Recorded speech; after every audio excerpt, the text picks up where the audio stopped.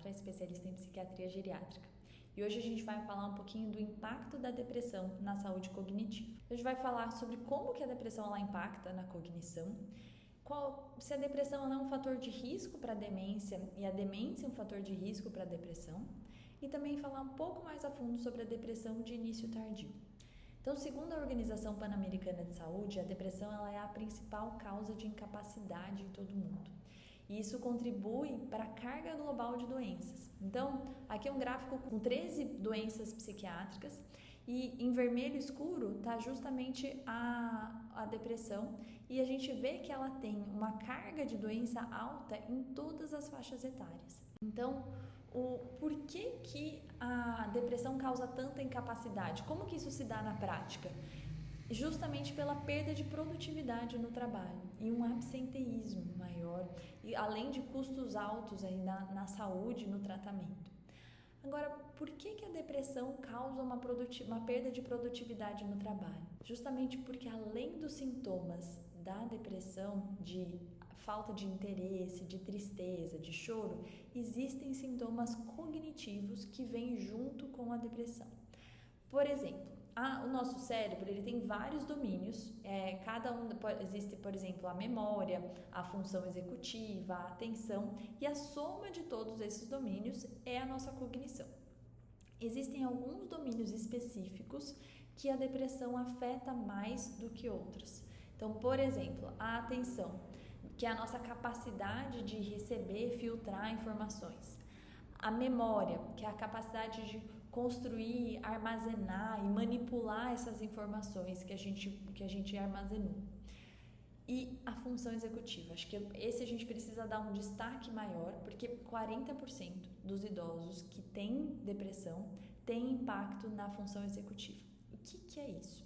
É um processo cognitivo mais avançado, mais complexo, em que engloba o planejamento, a capacidade de tomada de decisão, a inibição, iniciativa ali para realizar tarefas, um monitoramento, então conseguir fazer mais de uma tarefa ao mesmo tempo. E por isso que a gente coloca aqui o desenho de uma cestinha do supermercado, porque a ida ao supermercado é uma tarefa que exige muito ali de um processo de função executiva. Planejar o que você vai comprar, capacidade de decidir entre o que você quer, inibir aquilo que você não quer, realizar mais de uma tarefa ao mesmo tempo. E na prática a gente vê muito mesmo o paciente com depressão com uma dificuldade de iniciativa e de tomar a decisão. A depressão também vai ter impacto no processamento psicomotor, que é operar a parte sensorial com a parte motora junto à percepção. E tudo isso, todos esses sintomas aí da depressão no ponto de vista cognitivo acontecem em todas as idades, mas em especial na pessoa idosa. Por isso que existe esse nome de pseudodemência. Então, porque a depressão de fato vai prejudicar a performance em algumas atividades, mas não necessariamente isso tem correlação com uma doença neurodegenerativa. Então, por isso que tratando, a gente pode ter uma melhora dessa demência que é causada pela depressão, entre várias aspas. Por isso esse nome pseudo. Tem um episódio depressivo. Esses sintomas depressivos, eles podem evoluir para uma melhora desses déficits cognitivos com o tratamento, pode persistir com os déficits por algum tempo, até mais ou menos 4 anos, mas sem uma piora ali desse declínio, e podem evoluir para um quadro demencial. Então, pessoas com depressão têm um maior risco de desenvolver demência quando comparados àqueles que não têm depressão, principalmente para aqueles que não estavam sendo tratados. Tratar a depressão, ela pode ter melhora desses aspectos cognitivos. Teve um estudo que ele avaliou pacientes que já tinham algum grau de comprometimento cognitivo e depressão e trataram com antidepressivo. Esse grupo que tratou teve um atraso do aparecimento dos sintomas de Alzheimer em aproximadamente 3 anos. Então, existe um subtipo específico, que é o que a gente vai falar ali na frente, que é a depressão de início tardio, que tem um risco maior de evoluir aqui para esse quadro demencial. A pessoa com demência tem um risco 2 vezes maior de ter depressão. a prevalência de ter depressão nas doenças de Alzheimer é 50%, ou seja, metade das pessoas que têm doença de Alzheimer têm também depressão. Existem alguns fatores de risco que aumentam essa chance. Então, por exemplo, idade mais jovem, ter distúrbios do sono junto, antecedentes familiares. E a gente sabe que é difícil o diagnóstico da depressão no contexto da demência, em especial naquela demência mais moderada, avançada, em que a gente tem uma dificuldade da coleta de informação do indivíduo. Por isso, existem algumas escalas, existe uma escala que ela auxilia nesse diagnóstico para um rastreio de depressão no indivíduo com demência. Porque essa escala ela vai usar, ao invés do autorrelato de sintomas de tristeza, anedonia, vai usar a impressão daquela pessoa que convive de alguns sinais indiretos de depressão. Então isso pode ser uma ferramenta poderosa nesse diagnóstico aí da depressão associada ao quadro cognitivo. Então a gente percebe que essas duas doenças elas têm alguma ligação, né, entre a depressão e a demência. Elas têm sintomas em comuns, como comprometimento da memória, alteração do sono, comprometimento das funções sociais. E esses sintomas ali em comum, eles têm estudos que eles mostram que eles podem estar correlacionados porque elas mudam regiões do cérebro similares. Então, por exemplo, a ínsula. A ínsula, que é esse que está aqui em verdinho, nessas ressonâncias aqui do lado, é uma área que ela está envolvida no processamento socioemocional, na função executiva, na experiência emocional.